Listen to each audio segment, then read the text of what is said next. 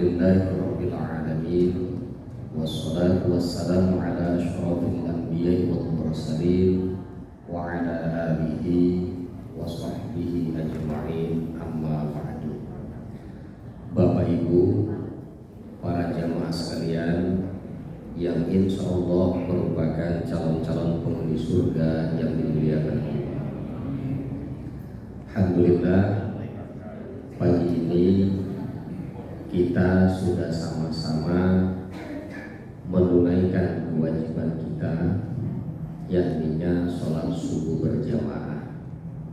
Mudah-mudahan dengan hantaran 2 rakaat sholat subuh ini menjadikan kita hamba-hamba Allah yang benar-benar beriman dan diangkat derajatnya menjadi orang-orang yang bertakwa.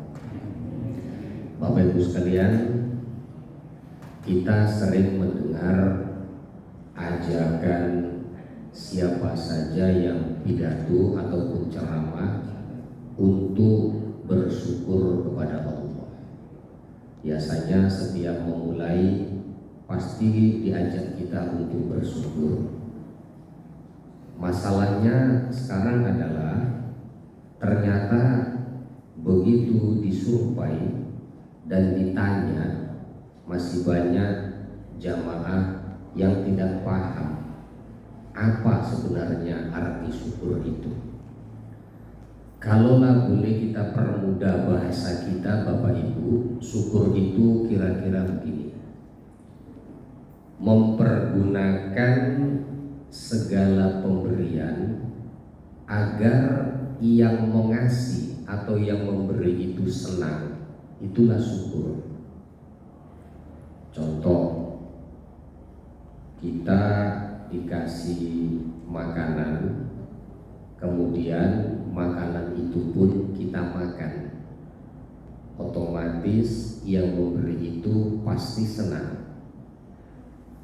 Bayangkan di saat kita dikasih makanan, kemudian di depan yang mengasih itu makanannya kita buang, pasti yang mengasih itu marah dia. Jadi kalau makanan itu kita makan, namanya bersyukur. Kalau makanan yang dikasih itu kita buang, namanya kufur. Jadi mempergunakan pemberian itu biar yang memberi itu senang, itulah syukur. Atau contoh begini lagi, ibu-ibu masak susah payah, mulai belanja ke pasar sampai mengolah di dapur, selesai dimasak lalu dihidang. Begitu dihidang, datanglah bapak-bapak makan dengan lahapnya, saking enaknya tak bersisa sama sekali. Pertanyaannya, ibu-ibu nengok bapak makan kayak gitu, senang apa tidak? Senang. Begitu dihidang, tak ada yang makan. Kira-kira apa kata ibu? Woi, tahu begini susah-susah masak, malas aku masak, kan begitu, dongkol hati. Berarti syukur itu mempergunakan pemberian biar yang memberi itu senang. Sekarang siapa yang memberi hidup kita? Yang memberi hidup dan kehidupan kita adalah Allah. Lalu bagaimana biar Allah itu senang terhadap kehidupan kita? Kembalikan kepada fungsi hidup sesuai dengan firman Allah. Ayatnya mohon dilanjutkan. Saya yakin jamaah An-Naba ini hafal-hafal Quran semuanya ini. Ayatnya lanjutkan ya. Wa ma khalaqtul jinna. 2 orang rupanya yang hafal. Selebihnya tak hafal, tak malu kan begitu. Wa ma khalaqtul jinna wal insa illa liya'budun. Tidak diciptakan kelompok dan bangsa jin serta bangsa manusia kecuali jin dan manusia itu hidupnya digunakan untuk beribadah kepada Allah. Nah, sekarang saya nanya lagi, bapak-bapak, ibu-ibu, yang di dalam masjid ini kira-kira yang di dalam masjid ini bangsa jin atau bangsa manusia? Yang nggak jawab nampaknya bangsa jin atau bangsa manusia. Masih ada yang ragu dia. Tak manusia, tak jin, kan begitu. Tidak diciptakan jin dan manusia itu kecuali untuk beribadah kepada Allah. Maka pagi ini duduk kita ini pun dianggap ibadah. Maka bersyukurlah sekalipun kita duduknya ya seperti ini, tapi ini dianggap ibadah di mata Allah. Karena duduk kita dianggap ibadah, insya Allah sepanjang kita duduk, walaupun sambil nunduk-nunduk, sekaligus angguk-angguk, dikira khusyuk rupanya ngantuk, tapi itu tetap dianggap sebagai ibadah. Dan di bulan Ramadan ini Bapak Ibu tentu kita harus memperbanyak amal ibadah. Lalu ibadah apa yang harus kita perbanyak di bulan Ramadan ini? Banyak. Di antaranya apa? Pertama, amal yang harus kita perbanyak di bulan Ramadan ini di antaranya adalah istighfar. Apa itu istighfar? Mohon ampun. Mohon ampun kepada siapa? Kepada Allah. Mohon ampun terhadap apa? Terhadap dosa-dosa. Sekali lagi saya tanya, yang di dalam masjid ini seumur kita masing-masing, tolong jawab jujur, kompak dan kuat-kuat jawab. Seumur kita masing-masing, mana lebih banyak?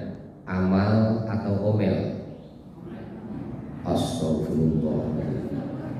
Baru sadar saya kalau jamaah sini suka ngomel. Ulang lagi, amal atau omel?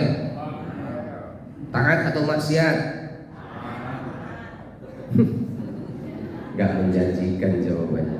Kalau saya tengok-tengok lah muka-muka yang hadir ini muka-muka yang hadir yang dalam masjid ini termasuk saya. Dengerin, muka-muka yang hadir ini termasuk saya ini. Surga belum tentu, neraka sudah pasti. Betul apa enggak? Wah, kalau itu seralah. Jadi Bapak Ibu jamaah sekalian, istighfar di bulan Ramadan ini perbanyak istighfar, perbanyak mohon ampun kepada Allah akan dosa-dosa yang pernah kita lakukan. Ingat, ampunan Allah maha luas. Dalam sebuah hadis qudsi Allah katakan, kalaulah hambaku itu datang menemuiku dengan cara berjalan, maka aku menyongsong dengan cara berlari. Begitulah ampunan Allah. Cuman maaf, kadang-kadang kita ini yang jahil, gak mau minta ampun kepada Allah. Maka perbanyak istighfar. Astagfirullahaladzim. Aku mohon ampun kepada Allah atas segala salah dosa, khilaf dan maksiat yang kita lakukan di atas dunia ini. Kalau benar-benar kita minta ampun kepada Allah, pasti diampunkan oleh Allah. Itu yang pertama, perbanyak istighfar.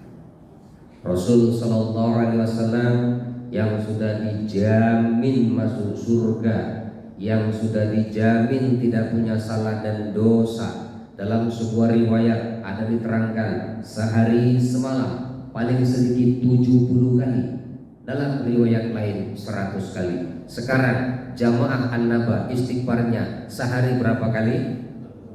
Segitulah. Sehari berapa kali? Segitulah. Segitunya berapa? Segitulah. Tergantung masing-masing saja. Ini kadang-kadang habis sholat assalamualaikum kanan kiri, langsung tegak berangkat, duduk di belakang, langsung ambil HP, bukan istighfar, nengok HP, yang dibaca di situ. Baiklah Bapak Ibu sekalian, jadi yang pertama banyak istighfar. Kira-kira istighfar itu berat apa enggak Bapak Ibu? Berat apa enggak? Enggak. Yang kedua, apa yang harus kita perbanyak di bulan Ramadan ini? Amalan apa? Sebelum saya teruskan, mohon perhatian. Nanti ngaitnya ke sana. Saya beberapa hari yang lalu Bapak Ibu kurang lebih 3 minggu lewat lah, saya bikin status di akun Facebook saya. Jadi saya punya Facebook itu 2. Pertama nama saya Priyono, yang kedua tablik dan dakwah. Dari tablik dan dakwah itu isinya pengajian. Di situ saya bikin status mau pergi ke Jakarta, mewakili Profesor Mahmud, mau jumpa Saifuddin Ibrahim. Paham maksud saya? Paham gitu aja lah biar cepat. Paham nggak maksud saya? Apanya yang paham? Seralah Bapak Ibu. Oh paham gitu aja lah biar cepat.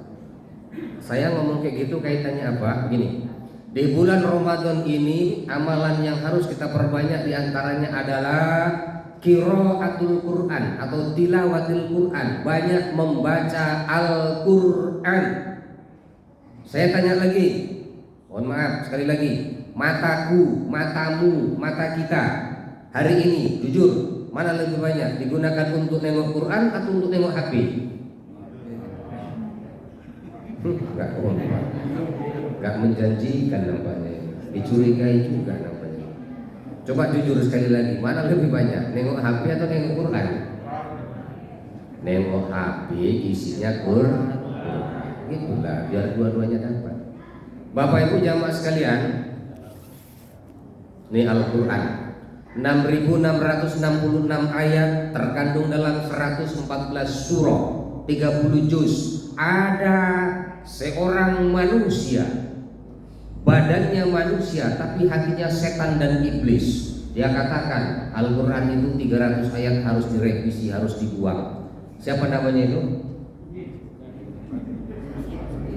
Siapa namanya itu? Tetangga siapa itu? Baiklah Bapak Ibu sekalian, ini rasa-rasanya coba Bapak minta maaf, jujur. Kalau kira-kira nanti umpama Allah pertemukan, kira-kira nanti tiba-tiba dipertemukan berdua-dua dia sama Bapak di simpang Mawar itu, kira-kira Bapak apain dia? Hah? Memang luar biasa kiro orang sini Bapak. Karungin aja buang sumiru ngarang sana. Baik Bapak Ibu sekalian, nah Al-Quran ini yang berkaitan dengan Al-Quran, Allah naikkan derajatnya, Allah muliakan orangnya.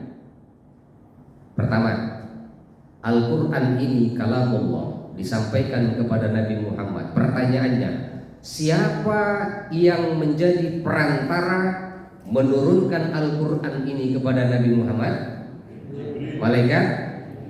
Malaikat Jibril yang membawa Al-Quran disampaikan kepada Rasul Sallallahu Alaihi Wasallam. Malaikat Jibril dinaikkan derajatnya oleh Allah, ditinggikan kemuliaannya oleh Allah, langsung menjadi komandan, kepala, suhu dari seluruh para malaikat. Malaikat Jibril dengan sebab Al-Quran diangkat menjadi ketuanya para malaikat. Sekarang Jibril bawa Quran dikasih kepada siapa?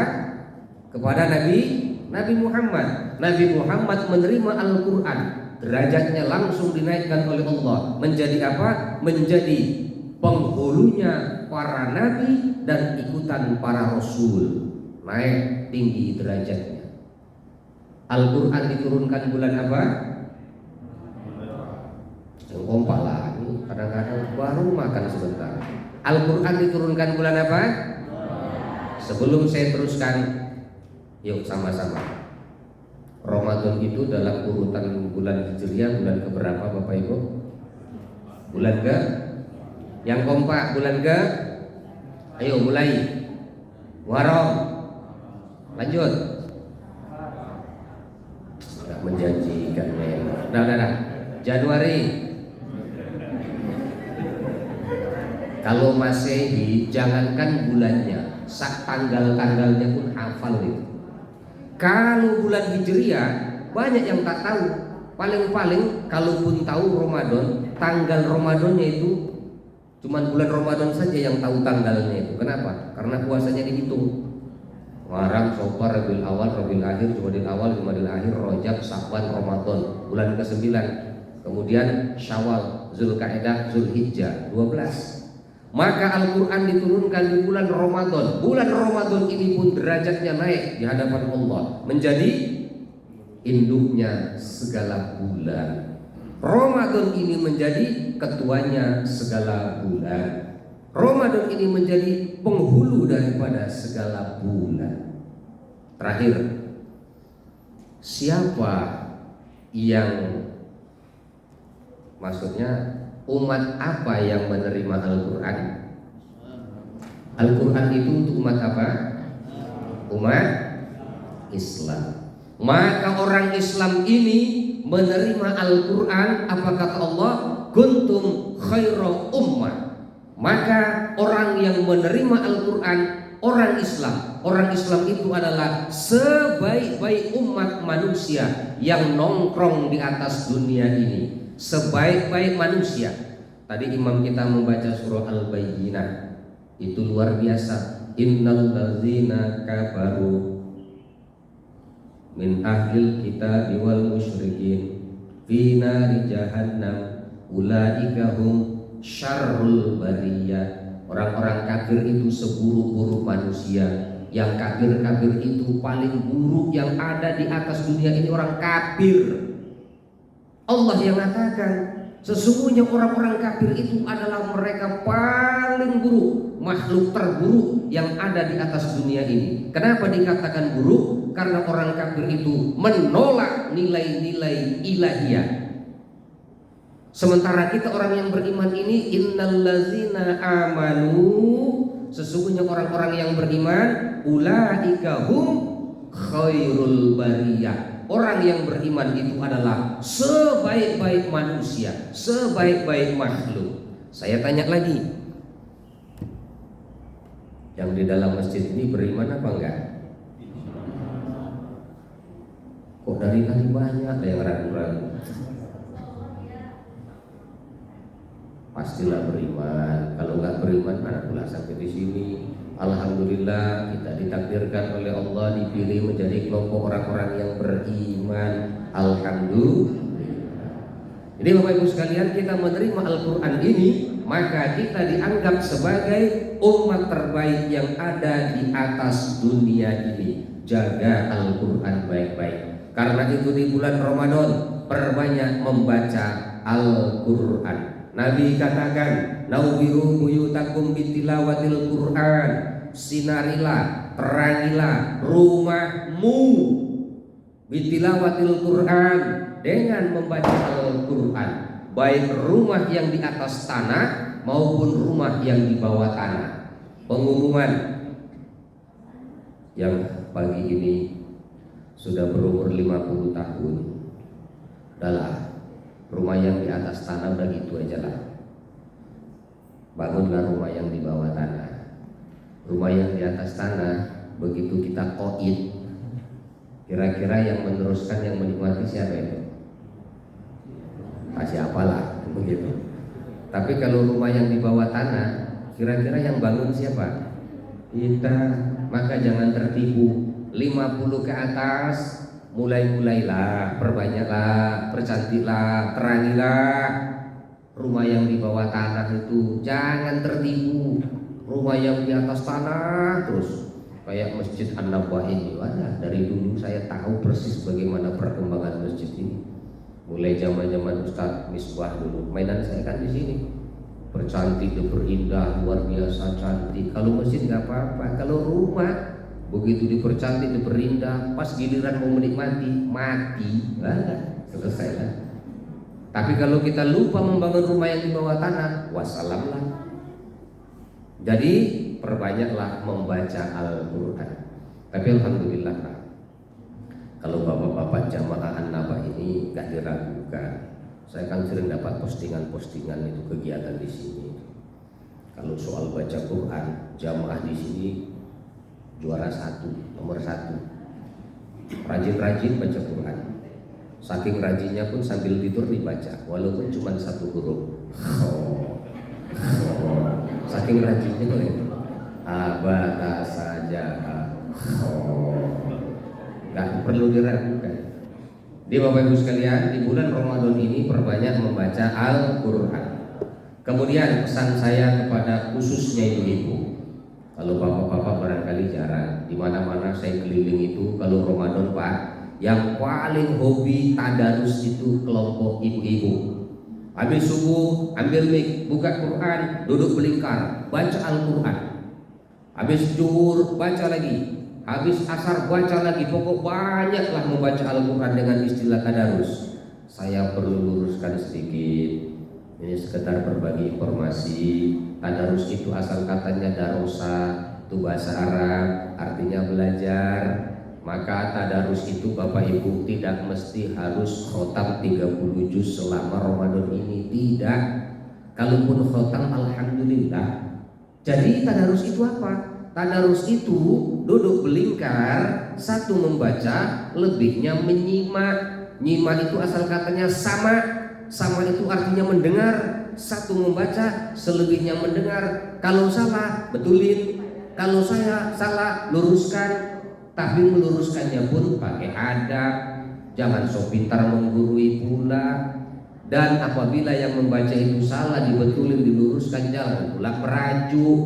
Ini sudah 2 kali salah dibetulkan, terus tak datang lagi, terus tak mau lagi merajuk. Pesong namanya itu.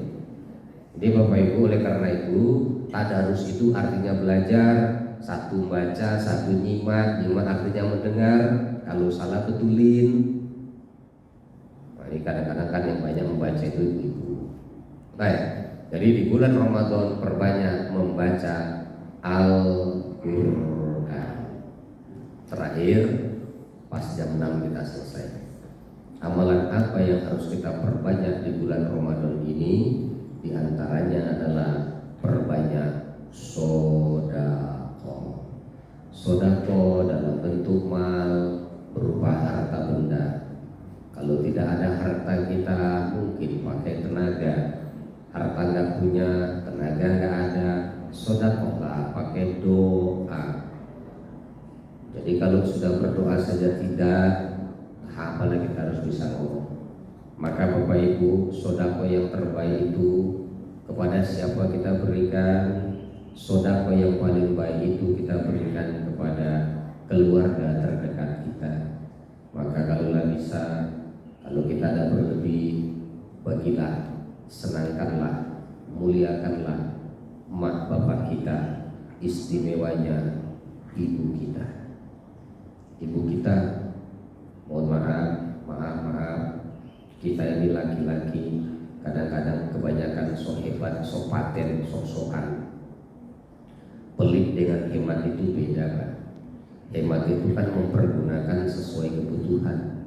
Kalau pelit itu kan tak mau berbagi. Tapi kadang-kadang banyak laki-laki ini tak hemat, tak pula pelit.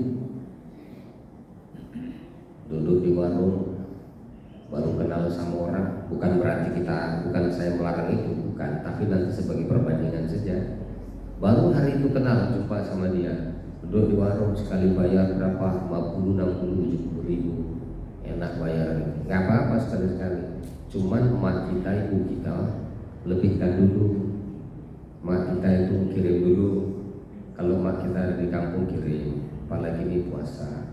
Kadang-kadang emak kita di kampung pakaiannya itu kayak itu.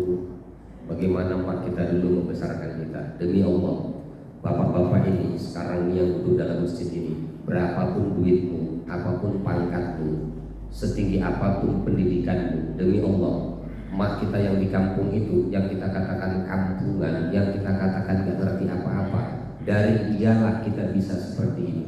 Maka wahai para anak-anak yang berumur 50, 60, 70 tahun ini, berbaktilah kepada emak kita. Ya kan kita anak emak kita masing-masing. Seberapapun umur kita, di hadapan emak kita pasti kita masih kayak anak-anak. Apa bedanya ibu-ibu sama anak? Coba ibu-ibu punya anak, walaupun anak ibu itu sudah punya anak 2-3, rasa-rasanya masih kayak anak-anak. Apa bedanya sama bapak kita seperti itu? Maka oleh karena itu bapak-bapak mulai sekarang senangkan emak kita, senangkan bapak kita. Bagaimana kita ini sebagai ayah, pergi pagi pulang malam, berangkat malam pulang pagi, tak kenal hujan, tak kenal panas, membiayai anak-anak kita. Bagaimana emak bapak kita dulu kepada kita, senangkanlah orang tua kita, sedekah kepada orang tua kita. Jangan pelit-pelit. Wahai para istri, wahai para perempuan, wahai para istri, wahai para wanita, jangan kalian menjadi penyebab suamimu pelit durhaka kepada maknya. Jangan. Kalau kalian seperti itu, maka anak-anakmu pun nanti akan berbuat yang sama kepada dirimu. Biarkan suami ibu berbakti kepada emaknya. Kalau dia mau bantu emaknya, biarkan, dorong. Apabila seorang suami, istri ridho, membantu menyenangkan hati emaknya, demi Allah, rezeki akan datang dari pintu yang tidak diduga-duga. Oleh karena itu, perbanyak. Kalau orang tua kita sudah tidak ada, doakan, ya Allah, ampunkan dosa ayah ibuku. Kalau orang tuaku telah tiada, lapangkan kuburnya, terima amal ibadahnya, jadikan surga tempat tinggalnya. Kalau masih hidup, panjangkan umurnya, jaga kesehatannya, mudahkan rezekinya, dan jadikannya kematiannya dengan cara husnul khatimah. Jadi Bapak Ibu, hati-hati dengan emak kita ini, dengan bapak kita. Jadi bulan Ramadan ini perbanyak sodako. Kemudian sodako kepada jiran tetangga, kepada karib kerabat, kepada keluarga. Rasa pelit-pelit lah. Jadi Bapak Ibu sekalian, barangkali ini sajalah yang bisa kita sampaikan. Mudah-mudahan ada manfaat dan barokah bagi kita bersama. Kalau ada yang benar datang dari Allah, kalaupun salah karena khilaf daripada saya sendiri. Terima kasih, lebih kurang mohon maaf. Alhamdulillahirabbil alamin. Assalamualaikum warahmatullahi wabarakatuh.